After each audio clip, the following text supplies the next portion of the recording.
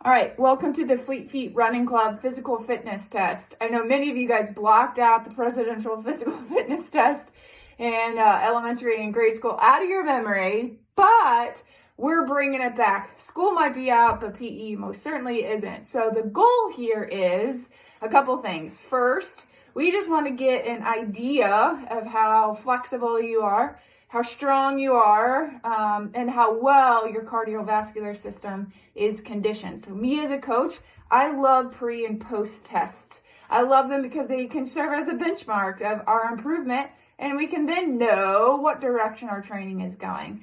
Once you guys do this test, you will have 8 weeks to hopefully improve, right? With our help, of course, until we do it again, and hopefully we can compare the two.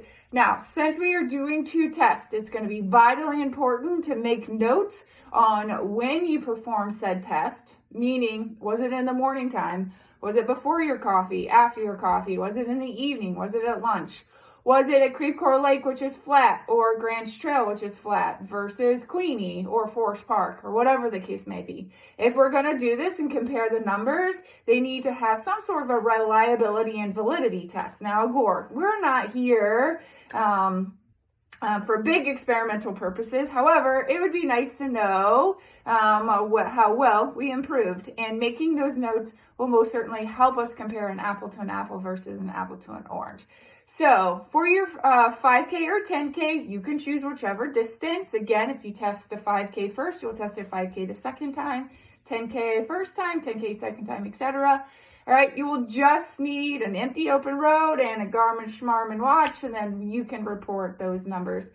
Go to a track or a quarter mile or half mile. All right, again, don't do either one. Go to the track if you guys are going to do 1 lap or 2 laps for a 400 or an 800, or use again your Garmin and do a quarter mile to a half mile, because again, the track systems and our watches are going to be slightly off. So all you need to do is make notes of what you're doing and give us those results.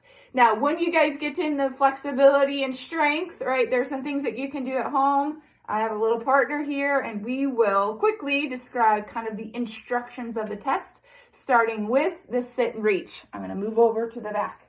So my little partner in crime, Parker, here is probably flexible, or more flexible than any of us combined.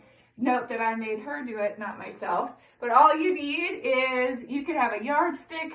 I chose a measuring tape, whichever one that you guys have laying around the house. And I've put this blue tape all the way across at 15 inches. If you guys can remember those sliding sit and reach boxes, we don't have those laying around. So starting at 15, we'll make it very comparable to what that sit and reach box is, but of course, things that you have at home. So notice that Parker's feet are straddling the tape here. She's going to extend her arms one on top of the other one. Go ahead. And her fingertips need to be right over that 15-inch mark. Okay, once she does this, then she's going to try to keep her arms, all right, extended, but she can dive down towards the tape. She's just going to see how far she can reach forward. Again, you might need a partner in crime to do this as well, so eyeball how far you make it. All right, Diddle, see what you got. Reach. That's all you got? Reach. All right, so as she stands up, 30. Good grief. Right? Now that's the measurement that we need. It'll be inches. That's what you guys are going to report. Okay? Move on over. Make sure they can see this tape. Now moving over to some of the muscular strength tests, right? For your abdominals, I realize that sit-ups might be a little hard for people, so I'm going to show you a crunch test and a sit-up test, and you can choose whichever one that you want. Again, one that you choose at the beginning will have to be the same one that you choose at the end. So these tape marks, again, they are 4 inches apart. So she's going to put her index finger, right, as she's laying down, move forward a little bit, scoot your whole body, right, all the way at the end of the first tape. And then what she's going to be asked to do is keep her hands in contact with the ground. She's going to crunch up to her fingertips, right, touch my second piece of tape, which is 4 inches apart, right, crunch up, hold for a bit, and then relax right back down again. All right, your fingers have to leave one tape and touch the other tape in order for it to count, okay? And again, report that number. If you guys choose to do a sit-up test, crush your hands over chest. All right, again, you might need a partner in crime. Going to old school when we used to hold each other's legs. I'm going to hold Parker's legs. Her hands are crossed over. Her hands have to be and stay in contact with her shoulders at all times. And she's going to crunch up enough to where she can touch her elbows to her thighs. So she's going to crunch up, touch, and then right back down again. All right, you got to lay all the way down and count. And again, just report that number. And last but certainly not least, the push-up test. I'm going to slide over there. You need some sort of a pillow, and again, make note on whatever pillow or object. I chose a pillow because it's soft and it's flat. You can choose something else that you want, right? It doesn't need to be any more than 3 inches off the ground. It's usually the traditional size. So she's gonna put her hands on either side of that pillow. All right, you have to go all the way down to where your chest touches the pillow. It's gotta touch.